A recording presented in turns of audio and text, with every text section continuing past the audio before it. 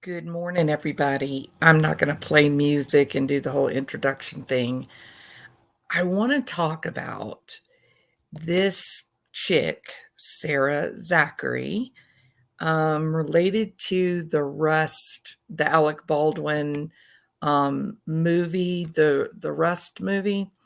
Uh, the armorer, the person who handles the weapons, she's currently on trial, Hannah Guettierez-Reed. Um, and I really to tell you the truth, I really have not taken an interest in it. I've been pretty, I mean, I didn't really even follow the story very much. And so, uh, when I ended up sitting and watching, pardon me, I watched one day of, uh, of the trial, and I thought, "This is actually incredibly interesting." Because I don't understand how it is that this prosecutor has overlooked this one particular player in the game, and her name is, Sarah Zachary. And I believe Sarah Zachary is on the movie, she was like the prop master. Um, The armorer plays a little bit of a different role, although certainly the guns are considered props. And to make long story short, I think overall, like the overarching umbrella is that Alec Baldwin was running a really shoddy production site. There was no money. The budget for the film had been busted. So it was in incredible trouble financially, number 1. Number 2, he started out the project as it being sort of a B or C level type of product, so maybe hoping it would end up on Netflix or something, not pay-per-view, certainly not in a movie theater. He had readily admits to that. But there was a lot of trouble on the set. The people that they had hired were less than professional, in my opinion only, after spending, hours and hours reading and trying to get up to speed on this because like I said, I haven't followed it at all. I thought it was gonna be a pretty simple, open and shut type of case. And well, I think it's incredibly interesting what this prosecutor has done. I find myself back in that kind of odd place that I felt like with the Charlie Adelson prosecution. Um, I'm not un it I'm uncomfortable because it seems like more and more the courts are kind of like they're using these plea deals to frame the people that have the lowest public opinion. And the fear is that this is modern day social media and whatnot influencing legal freedom or not, right? So so I found this case, the Alec Baldwin shooting, I found this case to be fascinating. The deeper that I got into it. Hey, see my tutu and salty. How are you guys doing? Have y'all been watching the prosecution of Hannah Guettierez-Reed, the armorer for the movie Rust? I am so confused by this prosecutor. So I thought I would do a quick video. It can't be very long because I've got plans today with my family. But so the prop master on this ill-fated movie set, which was absolutely bankrupt, no question about it. Alec Baldwin was out of money. The budget was shot for this project. just the day before the shooting. Now, you guys are not going to believe this set of facts. It is unusual, to say the least. So the day before the shooting of Helena, the whole entire video camera crew, they walked off the job. People abandoned this movie set. There was bickering, there was arguing, there was not enough money. You had Alec Baldwin behaving like he has throughout the decades. He gets mad at a restaurant, he just picks up plates and throws them at people. I mean, he's got a sincere anger problem that people have known about for years and years. It's not hidden. He can't control his anger on any level. And so this whole setup was a disaster looking for a place to happen, correct? So Helena Hutchins was actually killed as a result of this so-called accident on set. Helena Hutchins was killed. The Joel, who was like not the assistant director, I'll have to look up his official role again. I don't remember now. He was shot, but the bullet went through his shoulder and ended up going through his shoulder and hitting Helena. Joel did not die. Helena Hutchins did. And this character, Sarah Zachary, testified. And while she was on the stand, she actually says, "I can't believe it was Alec holding the gun. I can't believe it was Alec's gun." And I thought, what a crazy comment to make. What a strange, kind of benign utterance that was so out of place and non-responsive to the question asked, that it was like having a big spotlight on it, right? So I thought that was weird. So I kept listening, kept watching, and then began reading. And that's when I kind of ran into some additional information that I'm just completely blown away by this prosecutor. Why is the prosecutor prosecuting Hannah Guettierez-Reed and absolutely not prosecuting Sarah Zachary? It's the craziest thing I've ever seen. And it is exactly the same type of setup that we saw with Charlie Adelson's prosecution.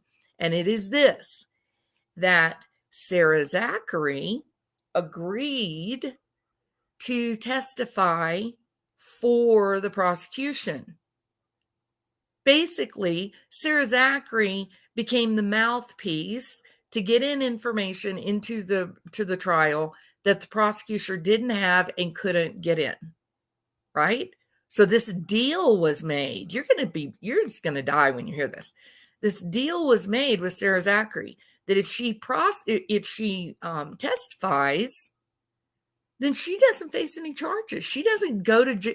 There's no jail time for Sarah Zachary. And it was actually Sarah Zachary that is sus as hell, in my opinion.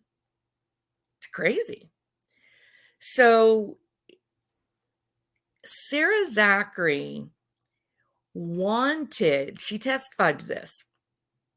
And the reason I think she had to testify to it is because there were other people on the location that knew about the disagreements between Sarah Zachary and Hannah Guettierez-Reed. They knew that Sarah Zachary was furious with Hannah. This was public knowledge on the set. So keep that in mind, that you have these two young women, Hannah and Sarah, both quite different. Hannah's kind of alternate lifestyle, kind of does, kind of anti-establishment, doesn't really care about the rules. She's been trained. Her stepfather is the best, most respected, most highly regarded, arguably most highly regarded armorer in the business in Hollywood. He trained Hannah. She's living in his house. He trained her. And so when Alec Baldwin is calling around looking for an armorer so that he can get insurance on his little project, and he needs somebody, he needs the best, but he doesn't want to pay a dime, he ends up getting the best's stepdaughter, who has been trained by him, who did go on movie sets with him, who knows the business, because basically she was sort of like apprenticed to him, correct? So you've got Hannah Guettierez-Reed, who knows exactly what she's supposed to be doing, although I think she was really intimidated by Alec Baldwin's kind of anger, frustration. And maybe that's why she tried to distance herself sometimes when she should not have. That type of position, in my opinion, really requires someone, not just someone who knows the rules, but someone who has a little bit of age and a little bit of credibility to them. So when the likes of Alec Baldwin kind of push you around and scream in your face, you scream right back, because you're the one in the position of authority whenever the guns are brought out, correct? But that's not what happened. She's a young girl. I think she was a bit intimidated. I think she made some really critical mistakes and errors. And I don't think that her prosecution is wrong. I think she should have been prosecuted. But I also want to know why the hell Sarah Zachary is not being prosecuted, because Sarah Zachary looks far more culpable than Hannah Guettierez-Reed. Sarah Zachary, what is it, mens rea? That Sarah Zachary, she had motive. She had motive. She broke some incredible rules, including tampering with evidence, trying to cover up a crime. Hannah Guettierez-Reed is guilty of negligence. And again, maybe she was negligent in that she didn't know how to stand up. I wouldn't know how to stand up to Alec Baldwin after having seen examples in the history of Alec Baldwin, seeing examples of his fury and anger in public. I wouldn't want to have to tell him what to do. Very difficult. So this is not a video about Hannah Guettierez-Reed. It's a video about the prosecutor and Sarah Zachary.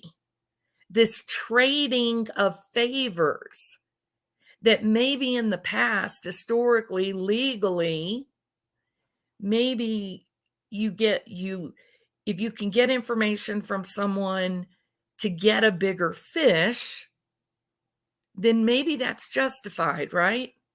Maybe you let somebody off a culpability in order to get the real criminal, correct? But that's not what these prosecutors are doing.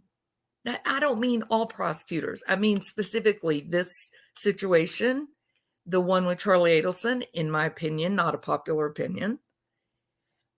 It looks like to me they're making these deals with people that are culpable in order to get notoriety, in order to go after the people, to put on trial the people that they believe is going to get them the most view time. They go after the people that the public hates. This isn't about public opinion. This is about a person going to prison, losing their lives. This is about a person absolutely having their life decimated. And now are we really going to start prosecuting people according who the public likes and dislikes. You see, the public likes Sarah Zachary. She's sort of this meek, middle stream, middle of the road, kind of prim, proper, hesitant, maybe a little introverted female. This is the kind of person that everybody wants to step up and protect. Hannah Guettierez-Reed is walking around with sort of audacious hairstyles, calling people the "see you next Tuesday" words. She don't give a damn what you think about her. So she's less popular with the general public. So there is this existing disagreement, a very public argument fight happening between Sarah Zachary and Hannah Guettierez-Reed. One where Hannah Guettierez-Reed has called Sarah ugly names and yelled at her and told her to get her crap together.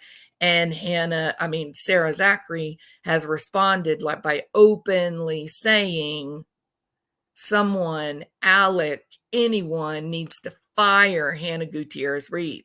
Get rid of her.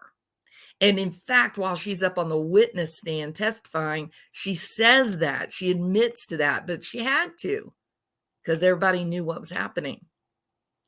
She also says that at the end of this trial, she wants to see Hannah Guettierez-Reed serve jail time, right? And this supposedly was an accident. Nobody knew how live rounds got on the set. There wasn't supposed to be any live rounds on the set. And yet there are photographs that show the armorer's cart, and you can see some live rounds interspersed with the blanks or the dummy rounds. The prosecution is painting a picture that things were very sloppy where the guns or the armorer was concerned, that she really wasn't following protocol. But in court, they played a video where you can clearly hear Alec Baldwin yelling at Hannah going, come on, reload, hurry. There should always be 2 guns loaded. That is not true. There shouldn't be 2 guns loaded. And you should never have an actor yelling at the armorer, telling them what to do. Now, here's this man, Alec Baldwin, a giant in the field of Hollywood, very well-known public displays of real aggression and in some instances violence. He's an older man. He is yelling at this young girl who probably knows what she's supposed to be doing, but how do you stand up to that, right? I wouldn't be able to at 24, 27 years old. I don't think I'd be able to stand up to him now. It'd probably be one of those things like, Alec, you're an ass. Color me gone. I don't want you in my life. Don't want to deal with you. Don't want to work with you. You're going to get someone hurt. Bye. And I would be out the door. But nevertheless, this girl's trying to make it into the business and blah, blah, blah. So Hannah Guettierez-Reed is there's an additional problem beside the shooting, the issues related to the shooting. She's also looking at facing charges for evidence tampering, not like Sarah Zachary tampered. And I hadn't got to that yet. Hold on. But when the shooting happened, she then, because the police obviously were en route to the location and whatnot, and she asked one of her friends who would not have been involved in the shooting, she asked one of her friends to take this cocaine that she had. So was she using cocaine? Apparently, yes. So I'm talking about on site. So as they're filming and the shooting happens, and there's this this arguing among the prop master and the armorer, who have to work together, but in reality, in terms of power on set, Sarah Zachary was supposed to be doing exactly what Hannah Guettierez-Reed told her to do, right? And Sarah Zachary was angry about that. Sarah Zachary also should never have been placed in a position of handling the firearms. Up until being on set, she had never loaded a gun. She didn't know anything about guns. She's the little lady that goes around to the antique stores and finds, period clothing and the proper lamp from the proper decade and things like that. Not guns. Even though the guns are a prop of sort, they're special and they require their own handler, which would be Hannah Guettierez-Reed, who was trained by the best, who lived in the home of the best, who went on movie sets with the best. She served as an apprentice to the best armorer, the most well-respected armorer in Hollywood. She did know what she was supposed to be doing. I'm certain of that. Now, was she impaired by the cocaine? Perhaps. But I think that it was like a perfect storm, right? I think there was a lot of animosity on set. You had the entire crew, film crew that walked off, the videographers and what camera crew, they walked off the set the day before. Sarah's running around vocal in the weeks ahead of time saying that Hannah needs to be fired, that she's mean, that she's rude. But it was Hannah's job to make Sarah do the right thing. So it's maybe a bit of a power struggle. Sarah had been in the business longer than Hannah, and Hannah had more power than Sarah. So I think it was sort of this was bad management. I think Alec Baldwin mishandled this entire production site, and he will answer for that. He will go on trial in July. So what exactly happened specific to Sarah Zachary? So there's this disagreement, and I'm going to have to really condense this because there's a lot of information that hasn't, the information that's gotten all the attention has really minimized what I think is among the most important information related to Sarah Zachary. And it was this, that the Sarah Zachary was involved in an accidental discharge of a firearm in the days before the fatal shooting. She was also very vocal in public about her negative appraisal of Hannah Guettierez-Reed, saying Hannah should be fired, shouldn't be there, she's mean, she's rude, she's hateful. And now you've got Sarah Zachary involved in an accidental discharge. She was either loading or unloading one of the guns. It didn't have, the barrel didn't fall out. You had to pull the hammer and then the trigger at the same time, and then you could load or unload. She slipped somewhere in this process. She let it slip and it discharged. Now, the prosecution did put up expert witnesses in firearms and weapons training, and they said they had been on hundreds of movie locations, and they had never had an accidental discharge. And Sarah Zachary herself was involved in an accidental discharge days before. She knew nothing about guns.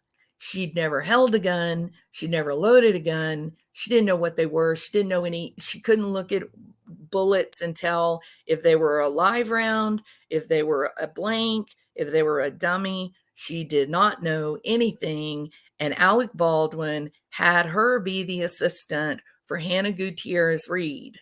Craziness, insanity. And I think Alec Baldwin did it, not out of malice, because he was out of money. That's what I think. So this gun discharges. Sarah's the one doing it.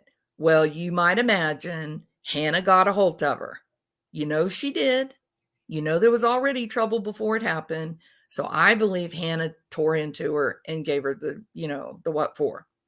So already in the day or two before, now you got this real just powder keg ready to go off between these two girls. You had a couple of experts come on and say they'd never, ever, ever seen an accidental discharge on a location.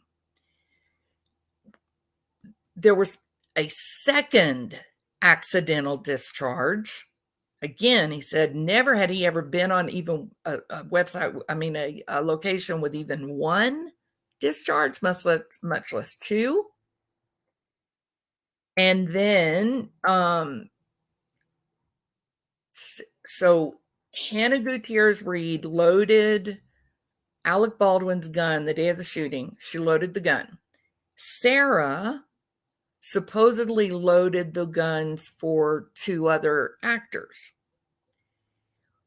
Now, there were very few people that were allowed to be in the church where the shooting happened. There were many people allowed to be in there because it was COVID. There were some restrictions. They don't want people in close proximity to the firearms when they're being used. And there should not be a single live round on location. No live rounds. It should never have been a live round. This was a live round that killed Helena Hutchinson. It was a real bullet. And it was not a 22, which was the other strange thing. It was a 45, which is a massive, does a lot of damage. So the location of all the people when this happened is that Hannah Guettierez-Reed is in the church. She's handing the guns. They're getting ready to do this scene. It's like a practice, right? They're going to do a rehearsal, I guess, a live rehearsal. Sarah Zachary is not there. She's back at the truck, either loading guns or unloading or cleaning up or doing something, For some reason, Hannah should have been in church. She was not, which was curious. And then to make a long story short, from Sarah's point of view now, okay, Sarah's at this truck, she's working, and she hears a loud explosion. Now, here's where she begins to cry on the stand. And you can say, well, it's trauma, right? She's got PTSD from this horrible experience that she had. But she starts to cry on the stand. And she says, she knew it was different because the sound was louder than anything she had ever heard before. So she then says, I threw them away. And the prosecution's sort of like, what? Huh? What do you mean you threw them away? Like, what are you talking about? And it became a very awkward moment. And then the prosecution sort of said, just calm down. I'll lead you through this. Well, that's my skeptic warning bells, afire. And she sort of redirected her and walked her through the testimony. And what did you do then? And then did you go here? And then did you go there?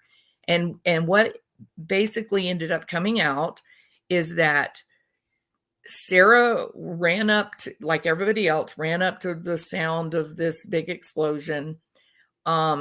She claims that she knew that someone had been hurt because she heard Joel screaming, but she did not know that Helena Hutchins had been hit or, was terribly wounded. It didn't really match with her testimony. It seemed like she did know. But nevertheless, she goes running up there. Somebody hands her, I don't remember who it was. Somebody hands her the gun, Alec Baldwin's gun.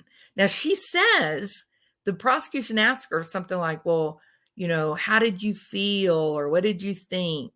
And she said, I just thought to myself, I couldn't believe it was Alec's gun. What?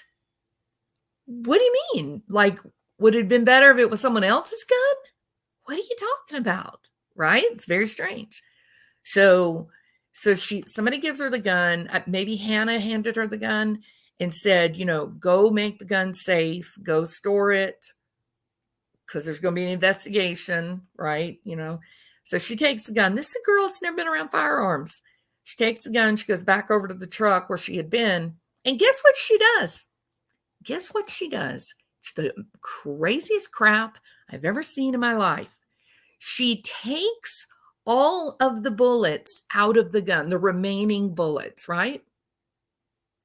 She takes all of the remaining bullets out of the gun. And what does she do with them? She throws them into the trash can. She throws them into the trash can. Never been done before. No reason to do it. No protocol to do it. So you're rattled because there's a shooting, and your first thought is throw away the bullets? It is nuts. It's weird. She doesn't tell anyone that she's done this. She doesn't tell anyone this until after they've already come to the location and they've investigated and they've looked everywhere, and now they're questioning everybody, and everybody's just going along and living. And she ends up weeks later telling the police, I threw the bullets away. How crazy is that? She also took some photographs. She says that she has to take photographs so that from one cut to the next, the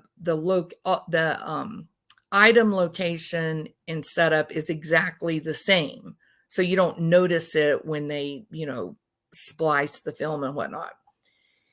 And so she had some photographs. Now, these photographs clearly show some live rounds interspersed with the dummies and the blanks, right? It sort of leads you to that feeling of, this was a horribly shoddy location. The armor was completely off the mark. The problem is the date of the photographs, this idea that she took bullets and threw them away when knowing that the cops were on their way, knowing that the cops were en route, knowing that she was having a very public spat with Hannah Guettierez-Reed, that she wanted Hannah fired. And so through this whole thing, as I'm listening to this testimony and such, reading the backstory later on about it, and I just keep thinking, Sarah's got motive. Sarah's got motive trying to cause a accident on set that would make Hannah look bad. It would make Hannah look bad if there was an accidental discharge. It would make Hannah look bad if there were live rounds on the tray. It would make Hannah look bad if a gun was discharged with a live round. Now, they're all taught you never point a firearm at a person, even on a set. You always aim to their side or up or down. You never at the person. Never. Not even with one of their plastic replica guns. And yet, maybe Alec, because he's Alec Baldwin, it was rehearsal. It was they were not filming. Why did he point the gun at Joel? Why did he do it? They also have film that they showed where they yelled cut, which, that should end everything. And Alec Baldwin fires his firearm after the word cut. And he says something like, I don't know, sons of bitches or something. He utters some cuss word, something. blonde PT, there were individual bullets that you could see on the armorer's tray, interspersed with dummies and blanks. The problem is that Hannah had recorded all of the boxes of ammunition that were on set and where they came from. So, yes, I just feel my whole point of this is not to say that anyone's guilty or innocent or any. My whole point is, what are the prosecutors doing? That's my problem. Why do we have these prosecutors in search of fame? That's my problem. Why are we taking people that could very well have a real motive, whose actions really were criminal? Why are we taking those people, letting them off scot-free so a prosecutor can get fame? Are there political visions in their mind? I don't know. Now, I support the prosecution of Hannah Guettierez-Reed, hands down. At this point, I don't know if she's innocent or guilty, but she absolutely should have been brought up on charges, if for nothing else than to sort of tighten up any further movie locations where guns and firearms are being used. You ought to have people in those positions, past military, right? Maybe past law enforcement, people that understand these weapons that they're using.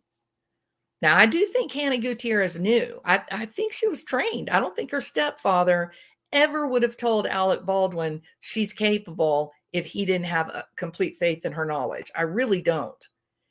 But this chick, Sarah Zachary, she had no business, none, to have a hand on any of those guns. None. So there's some curious that I think the thing that's really kind of upset me about this, or intrigues me, creates passion, is I don't understand why Sarah Zachary has been let off the hook. I don't understand why she is not serving time or on a witness stand defending herself. She knew she was culpable. She hid the fact that she took those bullets out of that firearm and threw them in the trash. She knew she did that. She hid it. It's really something. It's really something. So, all right. So, what do you guys think? Let me go through and read some of the comments. Whole thing was a disaster on wheels. I totally agree, Menviel. Salty, you go low budget, you get low professional work. You get what you pay for, right? You buy a diamond ring for $10, you got a diamond ring worth $10. It's not real. So, yeah. No, Saul. Sarah was not the armorer. She was the prop master. However, here's where the problem is. Hannah Guettierez-Reed was the armorer, the official armorer on the project. Alec Baldwin said he wanted Sarah to be the assistant armorer for Hannah Guettierez-Reed. He's trying to save money. His project, he was out of money. His budget he was over budget. He didn't have any cash. That's how he ended up with Hannah Guettierez-Reed to begin with, because he couldn't afford a professional. So when he placed Sarah under Hannah, these are two girls. I mean, they are like Mutt and Jeff. They share nothing in common, nothing. And it was like oil and water, cats and dogs. They hated each other. They hated each other. And that is not a good combination when you're around a bunch of firearms. You know what I mean? Blanks or not. So the accidental discharges, the comments about trying to get Hannah fired, the the peculiar comments, the very, very questionable emptying of the gun of blanks and throwing them in the trash. Why in the world would any self-respecting prosecutor not prosecute this woman? Because there's zero motive for Hannah to have done something like this. The prosecution against her, the charges against her are like negligence charges, right? It's the suggestion that she didn't know what she was doing, and that created a dangerous situation for this horrible accident to happen. But when you hear the chain of custody, when you listen to the comments, the conversations that were happening, the it doesn't make sense that there was even a live round on set. So you have to ask yourself, who the hell brought the live rounds? What was their motivation? Hannah had zero motivation. She's trying to break into the business and very well could have, following in the footsteps of her very famous stepfather. She doesn't want something to go wrong. And when the accidental discharge happened with Sarah, Hannah was furious. So why in the hell did this prosecutor overlook the fact that Sarah took the bullets out of the gun that killed Helena Hutchins and shot Joel and threw the bullets away and kept it a secret for weeks? Why did this prosecutor do this? Well, I'll tell you why. I'll tell you why. Because Hannah Guettierez-Reed was notorious. Her stepfather is the most well-regarded, successful, famous armorer in the whole Hollywood film industry. That's the big story. That's the big fish. You want to be famous? You want people to know who you are? You want to get votes in your first election? You want to go after someone that's got name, street credibility, right? Nobody would have ever known who Sarah Zachary is. She's just a B actor, low-level movie person. She had no kinds of big connections, not like Hannah Guettierez-Reed.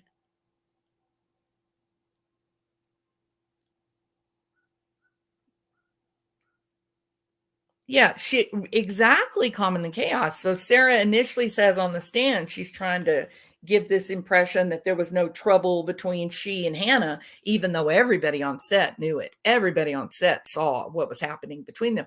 Hannah called Sarah a cunt. I don't know about you guys, but anybody that calls me that word, they are dead to me. From that day on, their name is Mud, right? That's the kind of word one woman doesn't pull out against another woman. It's sort of the no-go zone, right? So this is we're in weird territory now. This is two prosecutors that seem to have allowed perhaps the truly culpable. They've given them deals in order to get the famous prosecution, in order to get a guilty on a more visual person. Don't forget, Georgia Kappelman was on television in an interview months before Charlie Adelson was arrested, and she uttered these words: "You think I don't want Charlie Adelson? I would arrest Charlie Adelson today if I had the evidence, and I don't." For nearly 10 years, about 8 years, the people of Tallahassee were subjected to a very well-respected prosecutor, telling them Charlie Adelson is guilty, Charlie Adelson is guilty, Charlie Adelson is guilty. And you had local attorneys in Tallahassee doing YouTube channels with the same messaging: Charlie Adelson is guilty, Charlie Adelson is guilty, Charlie Adelson is guilty. That man didn't have a snowball's chance in hell of a fair trial. He was already convicted the minute they put those cuffs on his wrist. And why in the world that judge did not allow a change of venue is really very it just defies logic. And that's what I think. I think I am out of step now with the real world. You know what I mean? I think I'm an artifact.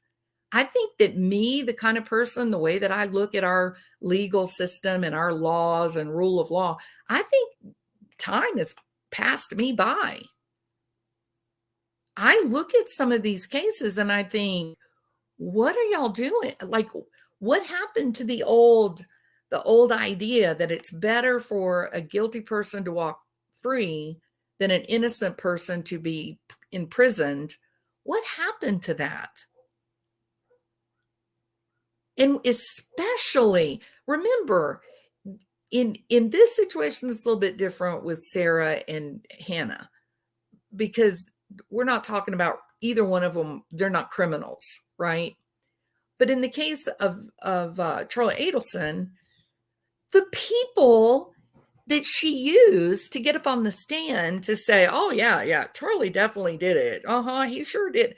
These people basically pulled the trigger on Dan Markel and then pointed the finger at someone else and will do 3 years for pulling the trigger and killing a man because Georgia Kappelman wanted that doctor.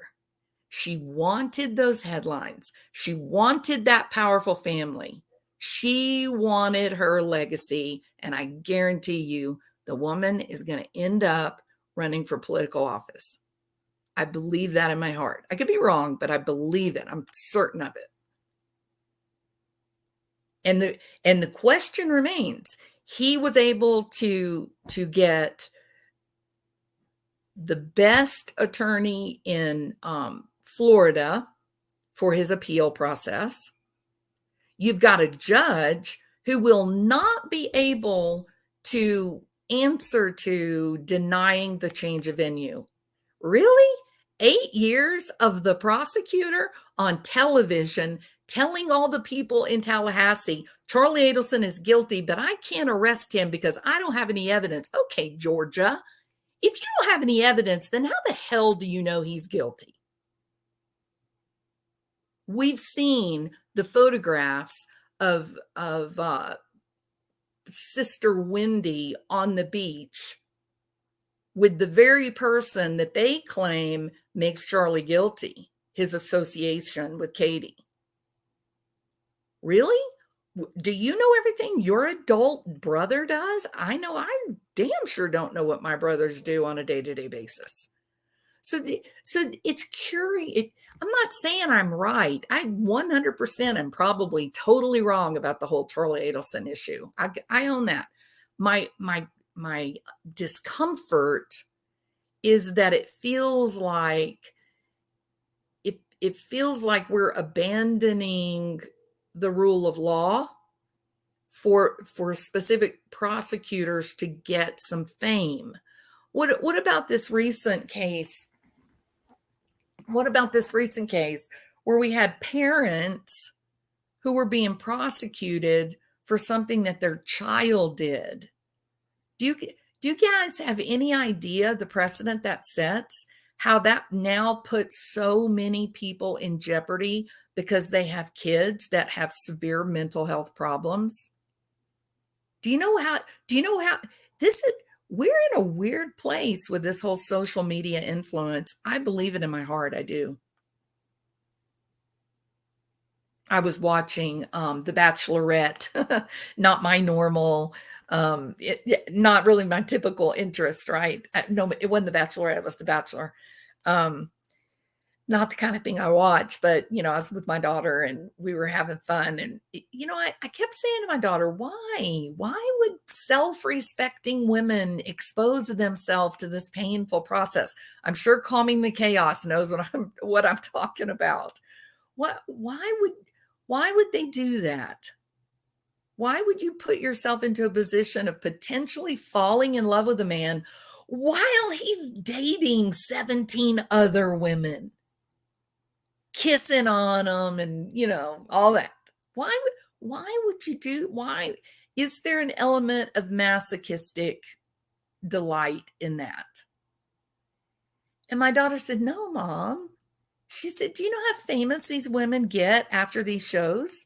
When they make their social media accounts and literally tens of thousands of people join, and that's a payday. That's cash."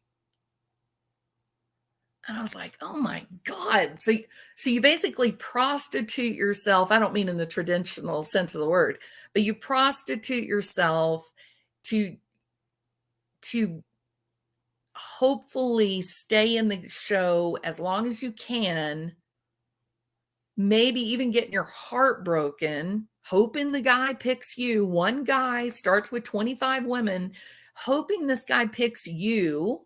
And there's some sincerely beautiful women, brilliant women. I'm talking about rocket scientists, doctors, medical researchers that look like, Playboy centerfolds, a lot of competition. You put yourself in this situation, you end up being like in the top 5. And now you are genuinely feeling attachment and love for this man as you are having to watch him kiss other women, hold their hand, go out on dates with them, making choices over you. There's no way that it's healthy. There's no way it's healthy.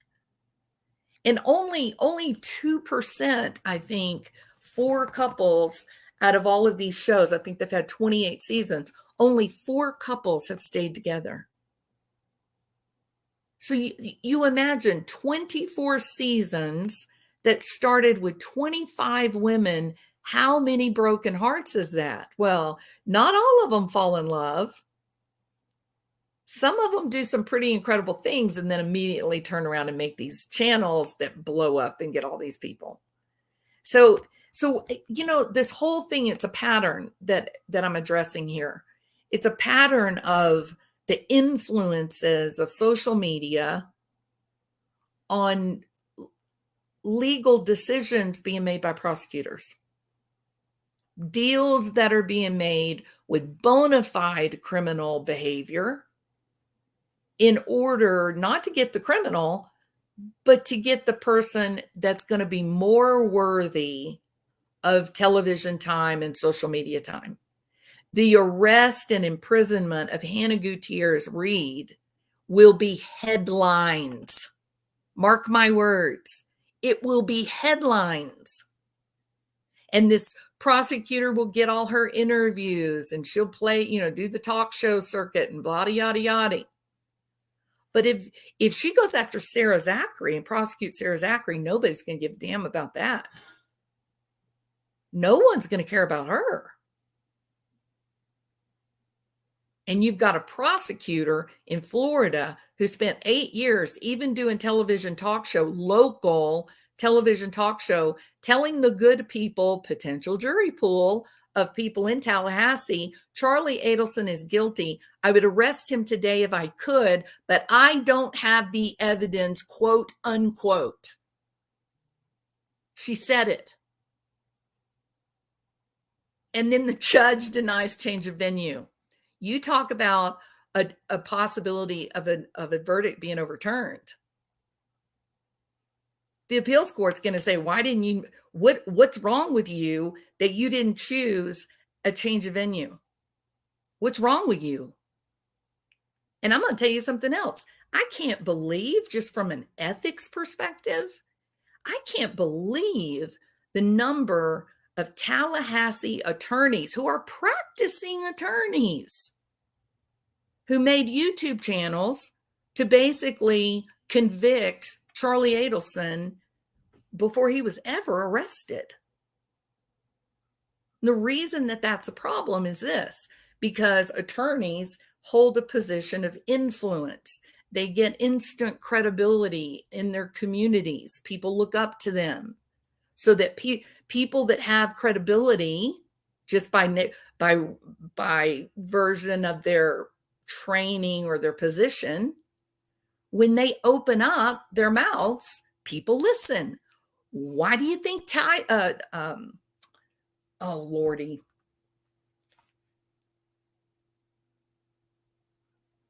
I'm having a brain fart, a huge brain fart. Taylor Swift.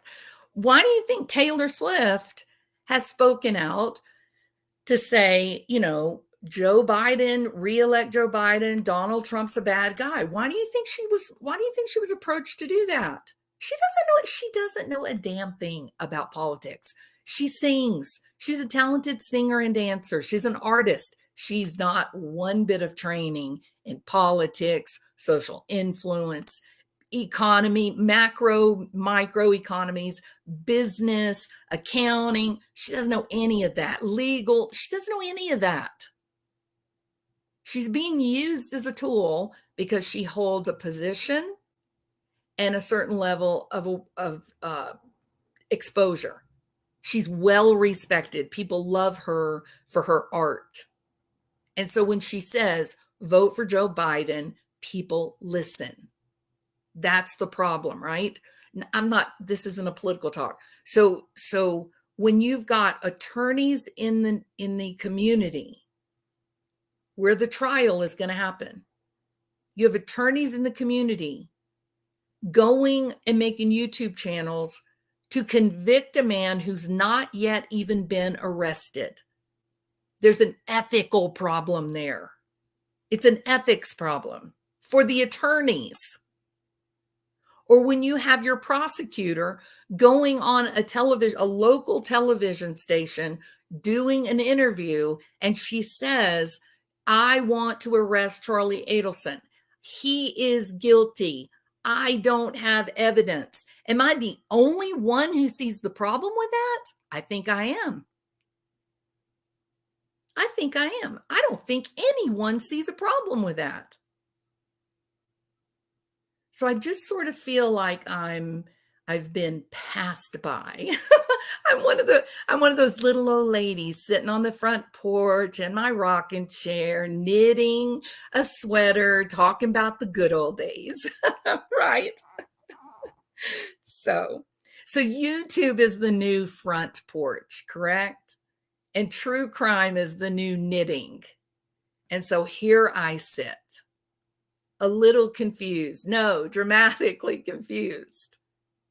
The rules that I learned don't seem to apply anymore. And it worries me. It scares me a lot, actually, that we here on social media have had such a negative effect on how really intelligent, learned people are making their decisions, their charging decisions, who it is that they want to take to trial. It's really scary to me. You mean to tell me that you would like to get a guilty verdict on a guy who is working 50, 60 hours a week, who you have zero evidence did anything? You want to get him, and you're willing to take the shooter you do have evidence for and just basically let him off scot-free for the murder of Dan Markell. Beats anything I've ever seen. Never seen it. Craziest shit I've ever seen. So, and now I think to a much smaller degree, I think we're seeing that in this prosecution of Hannah Guettierez-Reed. Yes, I do think things were a disaster. Not just the armorer, the whole kit and caboodle, the whole production was in disarray. But Sarah Zachary specifically, she's the only one that had motive. She had a motive. She was angry with Hannah. She's the one that was involved in the accidental discharge. She's the one that unloaded the firearm that killed Helena Hudgens. She's the one that hid the fact that she destroyed evidence. And she's the one who gets no jail time if all she's got to do is get up in court while the famous stepdaughter is standing trial. It's really, really incredible.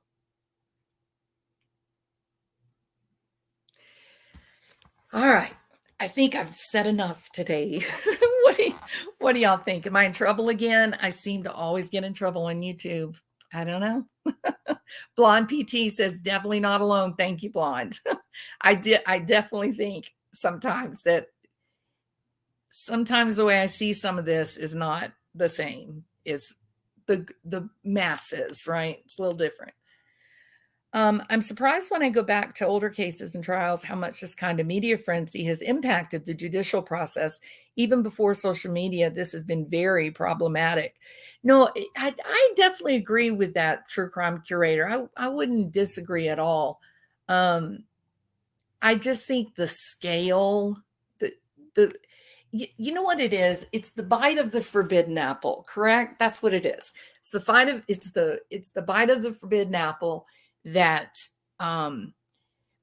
with social media, you can now have a podcast or a channel or whatever, if you're inclined to, and get money for it.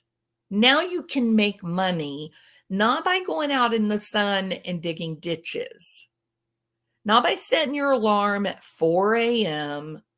and driving 2 hours to downtown and working 10 hours in the hospital. Now you can make money on your own time frame. You can make it at 2 in the morning, 2 in the evening, or in the afternoon. You could, according to whatever it is that you want to talk about, you can just sit in front of a camera, give your opinions, and money comes, correct?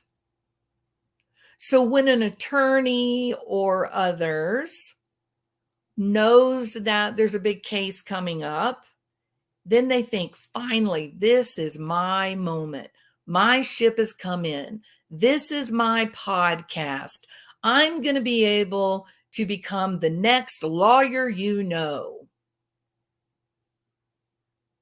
That's the problem. It's the forbidden apple.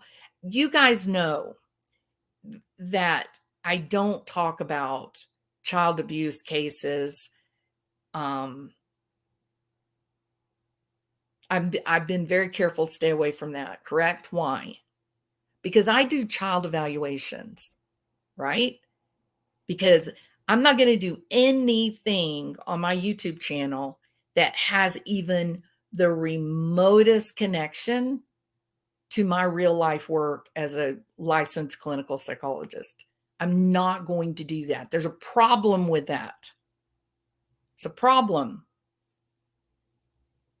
So it's quite interesting, notable, specifically this whole thing with Charlie Adelson.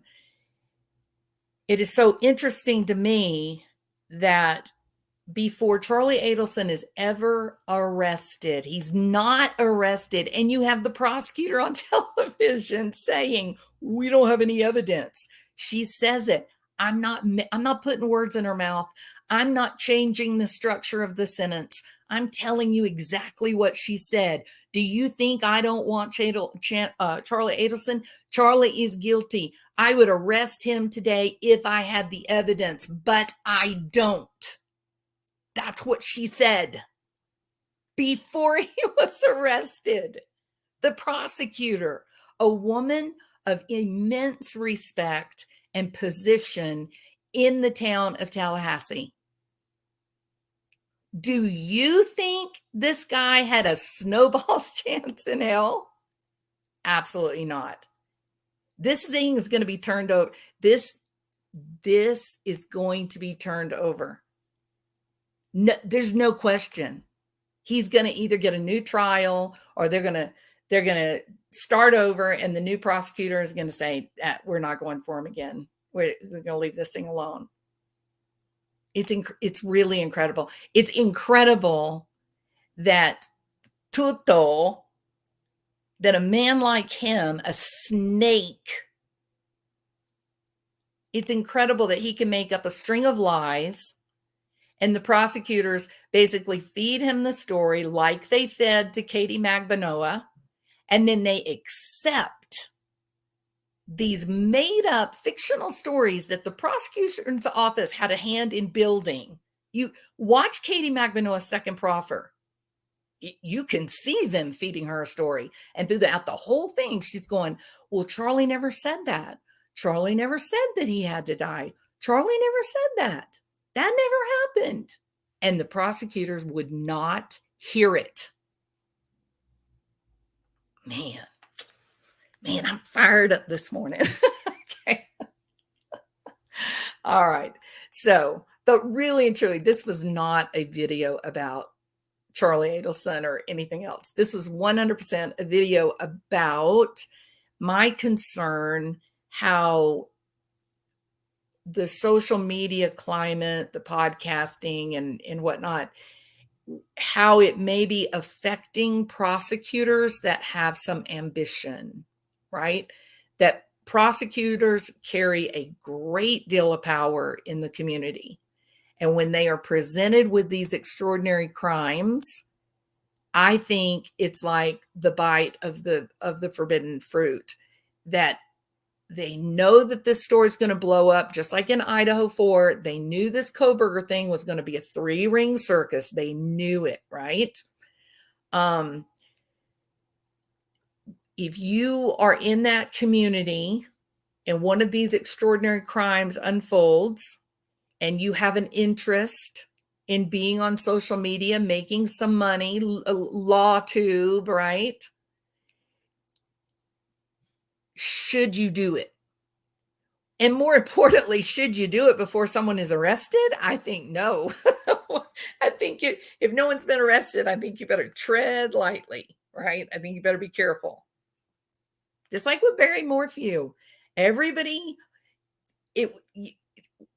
saw the domestic violence side of this thing with Barry Morphew and Suzanne Morphew. Everybody saw it. Everybody saw the patterns. Everybody saw the behaviors. Everybody saw it.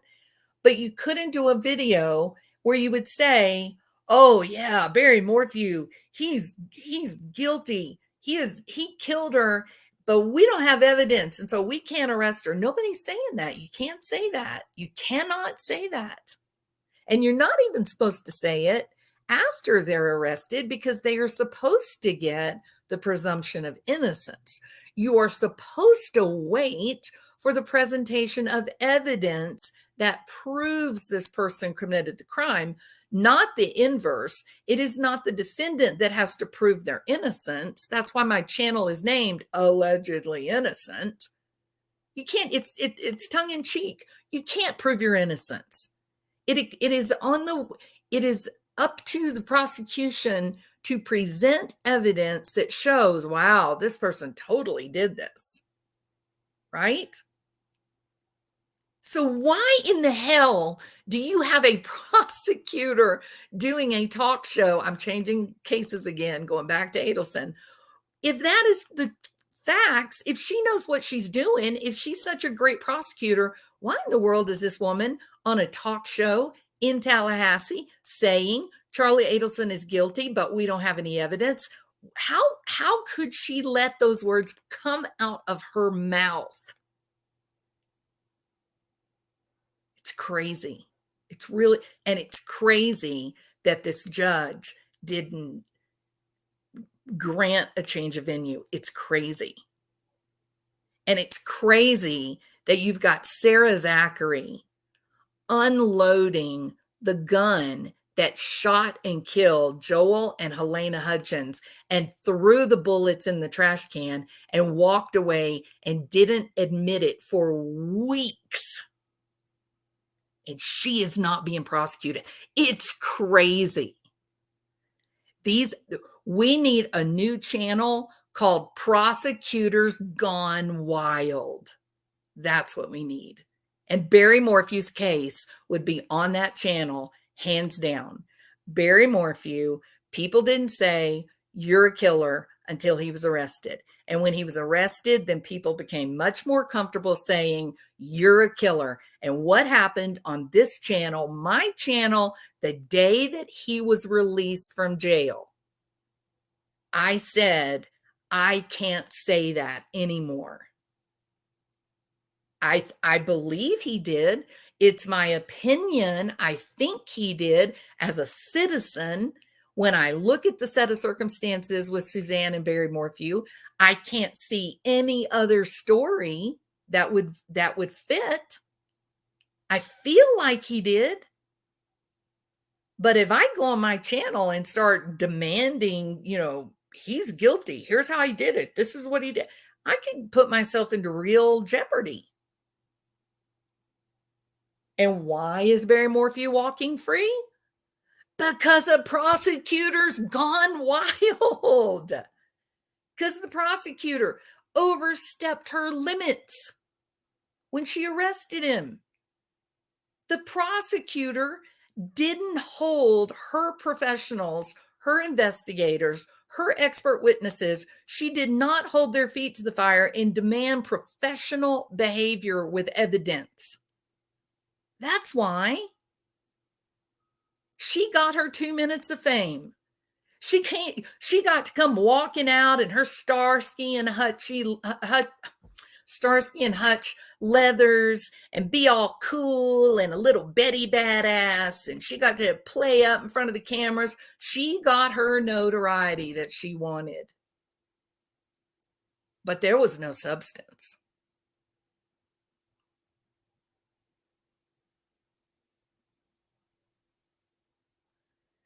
Tell y'all, all you Adelson people, y'all better get ready, because Charlie Adelson, he's coming out of jail. He will walk out of jail one day. I believe it in my heart. All right. Is the one guy in Colorado still working on the Morphew case? Forgot his name. ADX. Are you talking about AK Rocks? I think you mean AK Rocks.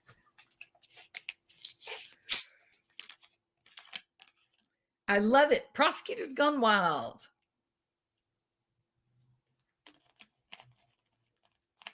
Yeah. First case I would put on there would be this Sarah Zachary, Hannah Guettierrez. Yeah.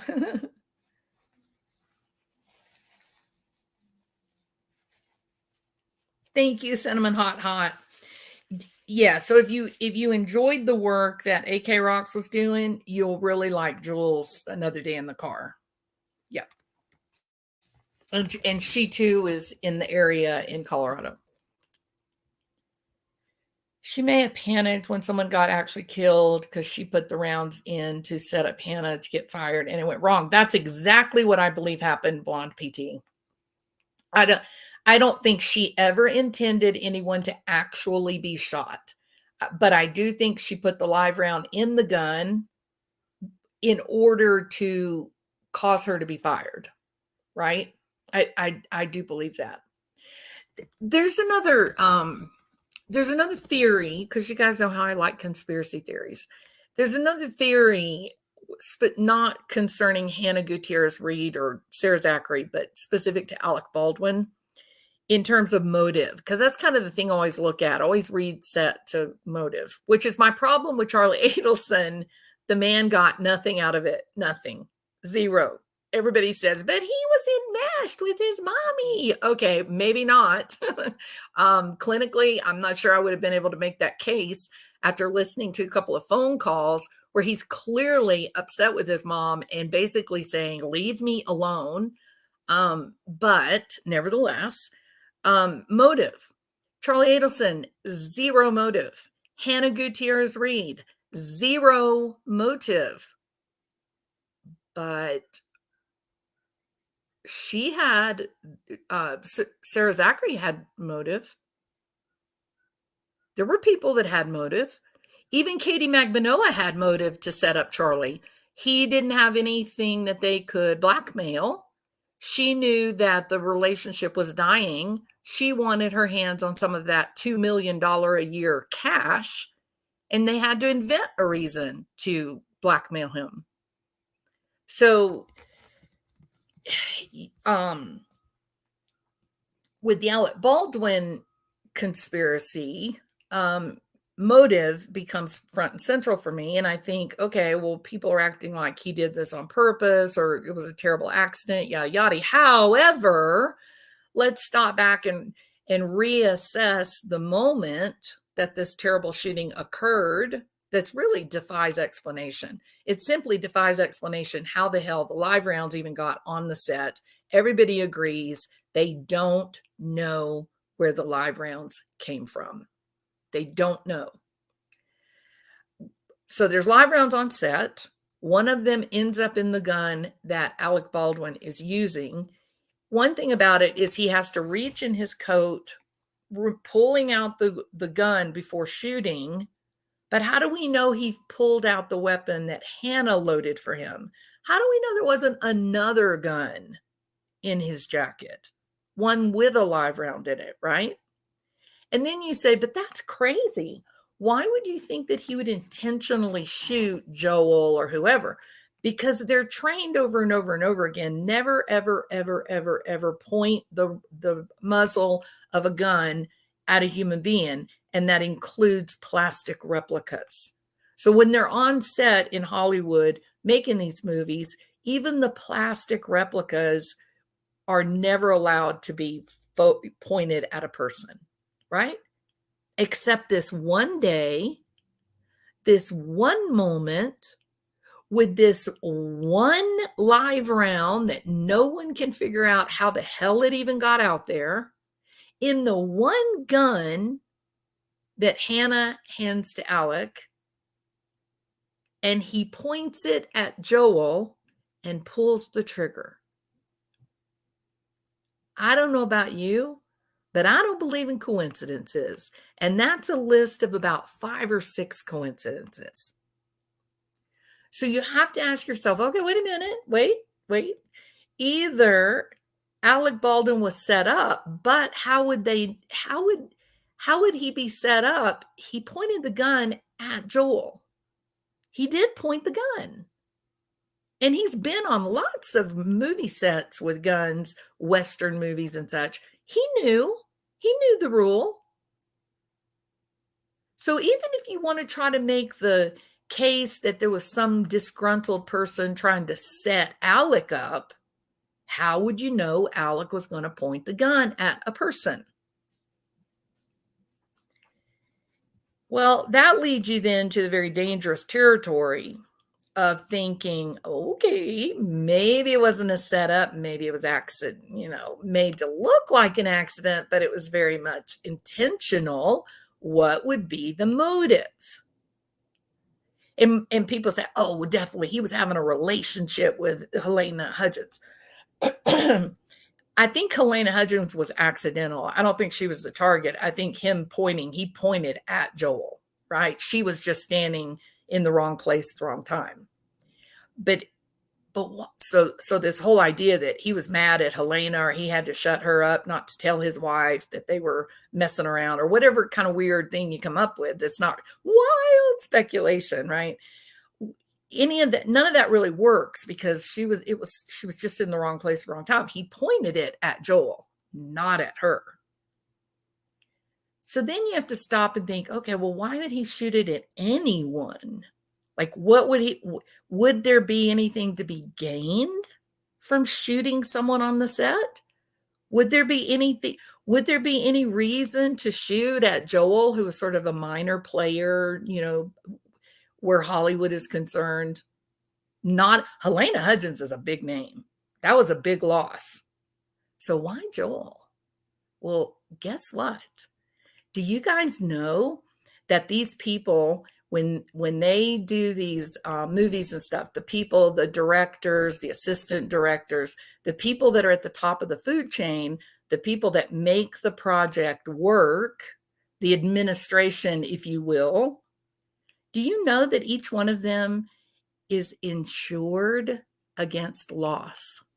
So if you're the director of a Hollywood movie, the production company is going to take out an insurance policy on your life, because to sell the movie, to get the production company to provide the money for the movie, they're looking at the people who are going to be in control, and they're saying, oh, look, this is Cameron. He did Titanic. This movie's going to be a big hit.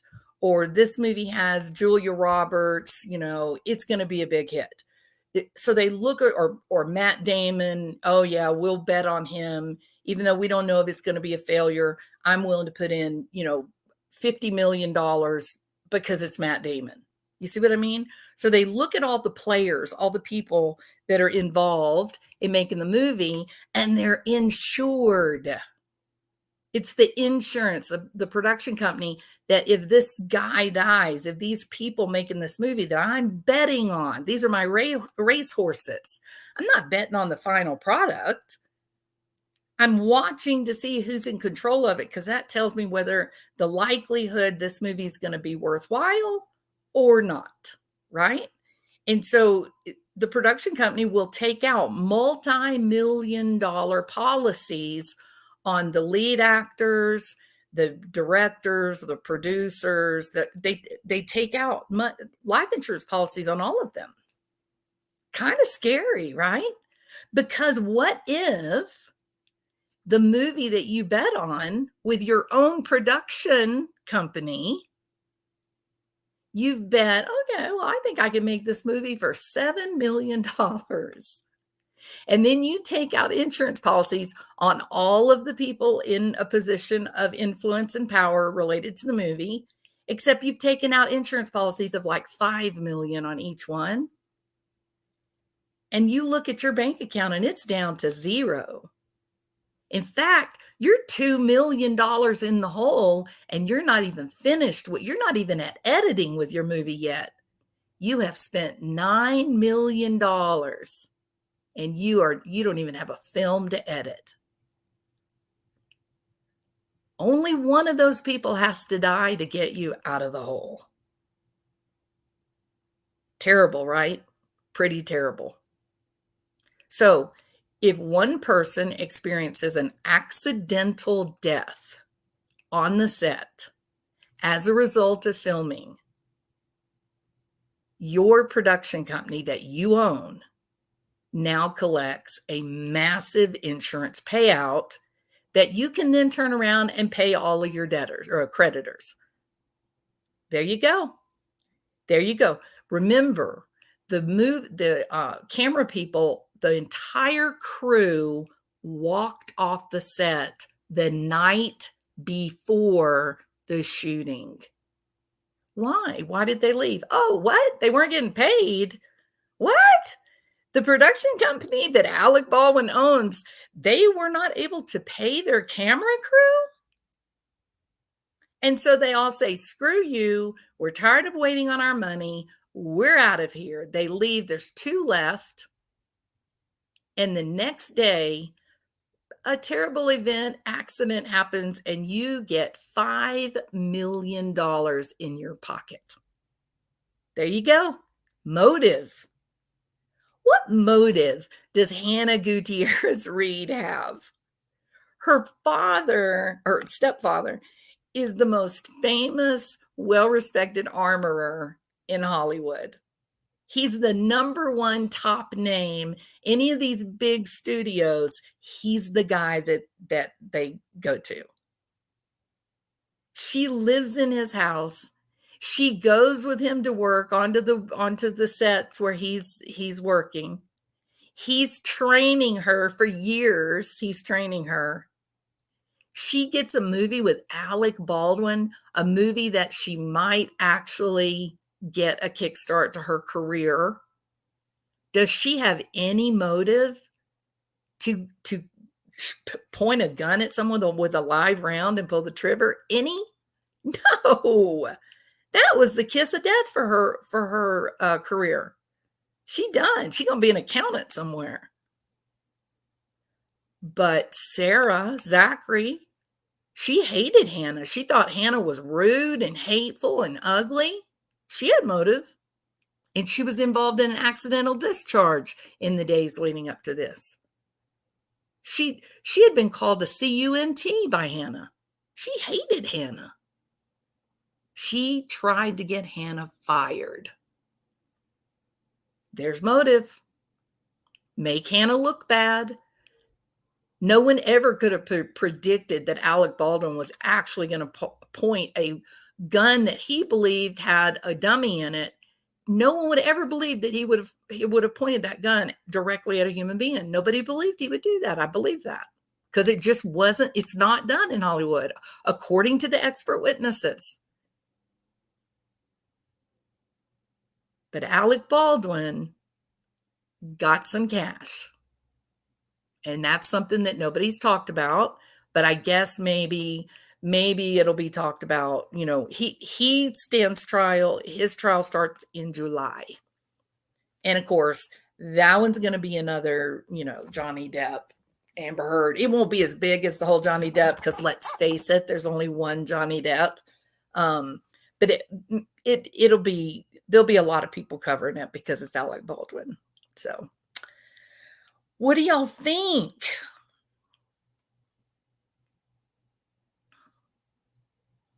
After Jamie Foxx and Anne Heche, that Anne Heche thing was the craziest. Don't tell me that woman did not sit straight up on that gurney. I saw it with my own two eyes. She did. And no, corpses don't just spontaneously sit up. They may move, and I'm not going to go into the reasons for that, but they don't sit straight up. No. Hollywood strange money machine. I look at Judy Garland and her offspring, something really weird. Yeah. Oh yeah. 100% cinnamon. Yep. It is Judy Garland, Liza Minnelli.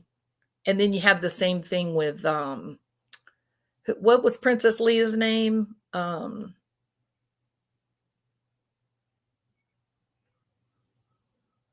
remember. All right. These trial dates take too long. Oh my God, Jen, have you looked at how long till Kohberger stand trial? Chad Daybell. Oh my God. Terrible. I don't know, Jen. I'm not a follower of these Hollywood personalities. I really don't watch. I mean, I watch like the big movies, the blockbuster kind of things, but I'm not. Yeah, Carrie Fisher and then her mom, right? That's another similar example to Judy Garland and Liza Minnelli. Hollywood's not a healthy place, people. Not a healthy place. So, okay. I think we're done. We've talked this one to death, haven't we? So it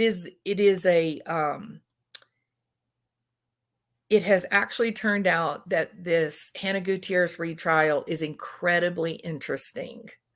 And I'm really surprised to have learned that. So maybe y'all can take a look at it.